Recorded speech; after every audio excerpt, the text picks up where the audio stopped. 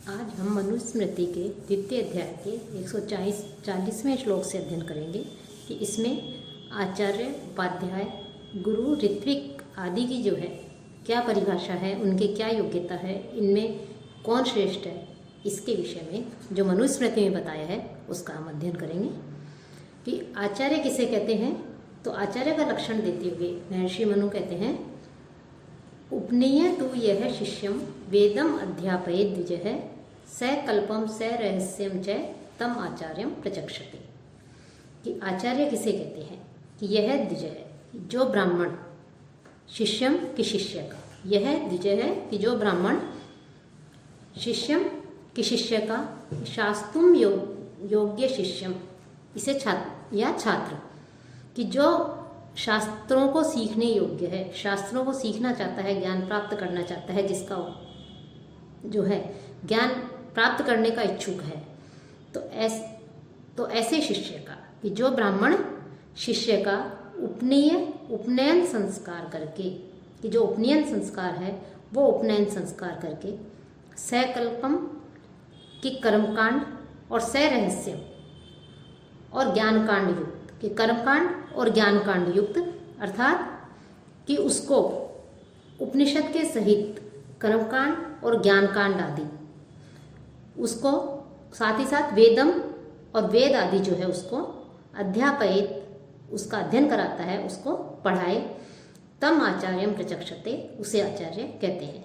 कि जो ब्राह्मण शिष्य का उपनयन संस्कार संपादित करके उस शिष्य को कर्मकांड और उपनिषद विद्या के साथ में वेद का अध्ययन कराए तो उसे आचार्य कहते हैं, वह आचार्य कहलाता है। इसके अलावा जो आचारवान हो, आचरणशील हो, आचार की शिक्षा दे, वह भी जो है आचार्य ही कहलाता है। अब उपाध्याय किसे कहते हैं? उपाध्याय की परिभाषा बताते हुए कहते हैं, एक देशम तु वेदस्य वेदांगानि अपि वा पुनः यो अध्यापयति वृत्त्यर्थम उपाध्यायः स उच्यते।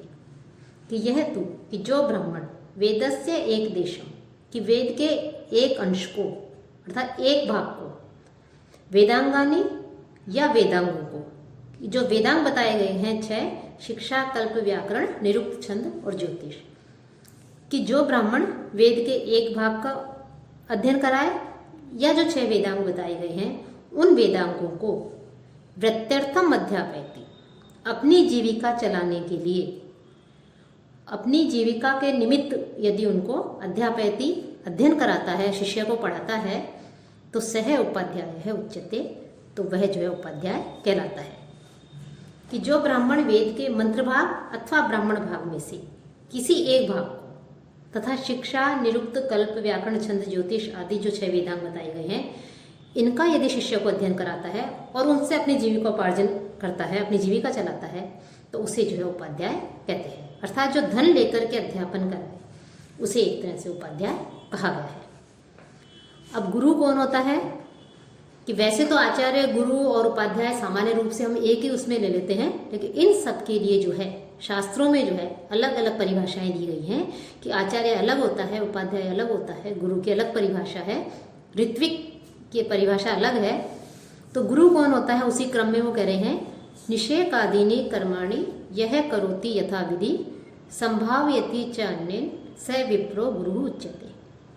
कि यह कि जो ब्राह्मण अपने शिष्य के निषेकादीनि कर्माणि, कि जो गर्भाधान आदि जो कर्म है, जो संस्कार है, उन संस्कारों को यथा विधि करोति, विधि पूर्वक कराता है, विधि पूर्वक संपन्न करता है, अन्येन संभाव्यति, और अन्न के द्वारा शरीर का पोषण भी करता है, अन्न से पालन पोषण भी करता है, सह विप्र, वह ब्राह्मण जो है गुरु उच्यते, वह गुरु कहलाता है।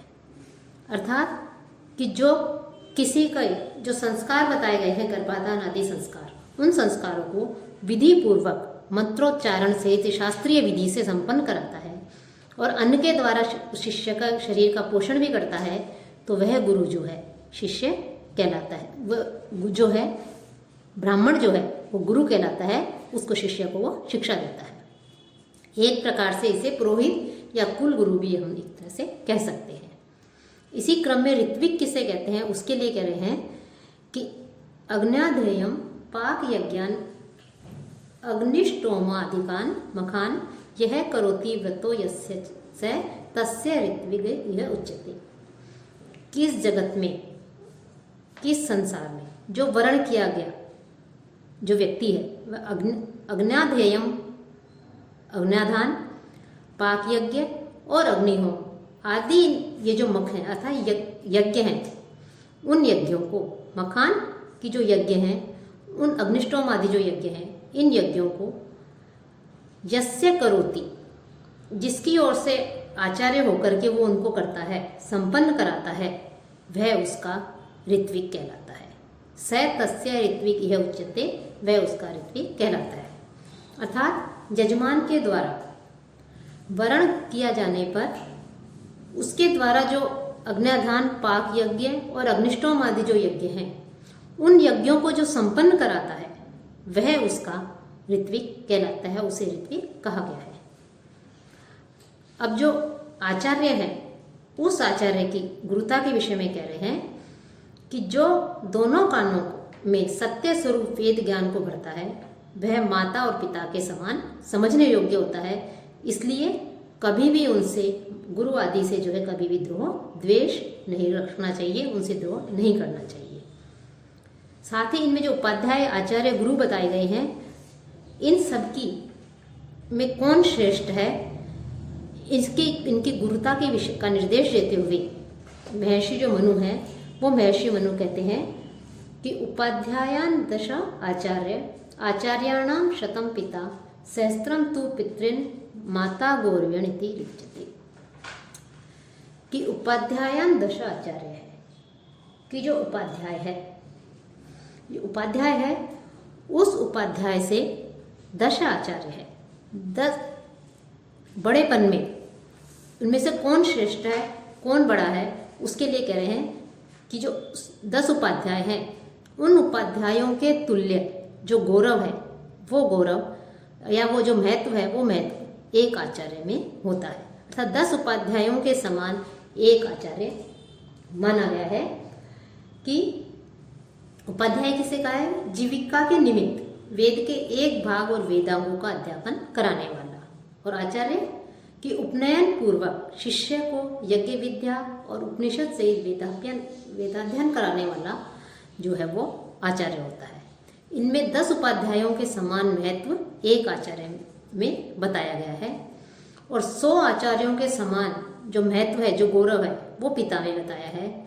और पिता से भी 1000 गुना अधिक गौरव वो माता में बताया गया है। कि इनमें जो है, जो माता है उसमें सबसे अधिक गौरव बताया गया है, वो सबसे अधिक सम्मान की पात्र है, उसका सबसे अधिक सम्मान किया जाना चाहिए।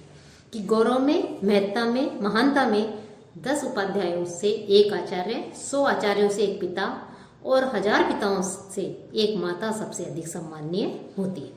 तो यहाँ पर हमें स्पष्ट रूप से निर्देश प्राप्त हुआ है कि जो माता है वो सबसे अधिक श्रेष्ठ बताई गई है। कि माता का स्थान जो है गुरु आदि से भी सबसे अधिक बढ़कर है, श्रेष्ठ है। साथ ही जो आचार्य है उस आचार्य की महत्ता के लिए कह रहे हैं कि आचार्यत्वस्य याम जाति विधिवत वेद पारगः उत्पादयति सावित्र्या सा सत्या सा अजरा अमरा। कि वेद को जानने वाला आचार्य जो होता है, जो विधि पूर्वक गायत्री से जन्म देता है, वही जाति जो है अजर अमर है, वही अजर अमर कहलाती है। कि बालक की जाति जो है वो तो एक तरह से कहते हैं जन्मना होती है। माता पिता परस्पर काम के वशीभूत होकर बालक को उत्पन्न करते हैं, जन्म देते हैं, तो उसे उसी जाति से समझना चाहिए। लेकिन वेद को जानने वाला आचार्य जो मंत्रोपदेश देता है बालक को जो वेदों की शिक्षा देता है, ज्ञान देता है, उसको शिक्षा देता है, तो बालक को जो जन्म देता है वास्तव में जन्म और मरण से रहित वही सच्चा जन्म कहलाता है। वही जन्म जो है सबसे अधिक श्रेष्ठ है। माता पिता ने तो जन्म दे दिया, लेकिन उसको योग्य बनाना, इस समाज में, राष्ट्र में रहने के योग्य, परिवार में रहने के योग्य बनाना, शिक्षा देना, वेदों की ज्ञान देना, मंत्रोपदेश देना, वही जो आचार्य देता है ये सब शिक्षा, वो जन्म जो है, इसलिए वो भी जन्मदाता कहा गया है। और वो ही जन्म जो है श्रेष्ठ जन्म, सच्चा जन्म जो है वो कहा गया है। वही जन्म सत्य और जरा मुक्त और अमर है। साथ ही जो शिक्षक किसी को कम या अधिक वेद ज्ञान दे करके उसका उपकार करता है, कि कोई भी शिक्षक हो, कोई भी जो आचार्य हो, उपाध्याय हो, गुरु हो, वो किसी को भी चाहे कुछ भी उससे अध्ययन कराए, थोड़ा सा भी अल्पलेश मात्र भी यदि वेद ज्ञान देते हैं, शिक्षा देते हैं, तो वह भी जो है उसे गुरु हमें मान लेना चाहिए। अर्थात हमें कोई भी यदि किसी भी प्रकार से हमें ज्ञान देता है जिससे हम वो विधि सम्मत है, न्याय संगत है, शास्त्र सम्मत है, तो वो ज्ञान जो है क्योंकि उससे हमने उनसे प्राप्त किया है, तो वो भी जो है गुरु हमारे गुरु हैं। तो गुरु के समान ही जो है हमें भी उसका आदर सत्कार करना चाहिए, हमें उनका सम्मान करना चाहिए। और साथ ही कह रहे हैं कि जो ब्राह्मण है वो ब्राह्मण चाहे बालक ही क्यों न हो, लेकिन यदि उसने वेदों को पढ़ा है, वेदों को का ज्ञाता है, विद्वान है, तो वह भी जो है वृद्ध व्यक्ति का भी, जो कि अज्ञानी है, ऐसे अज्ञानी वृद्ध व्यक्ति का भी जो है एक तरह से वो पिता होता है।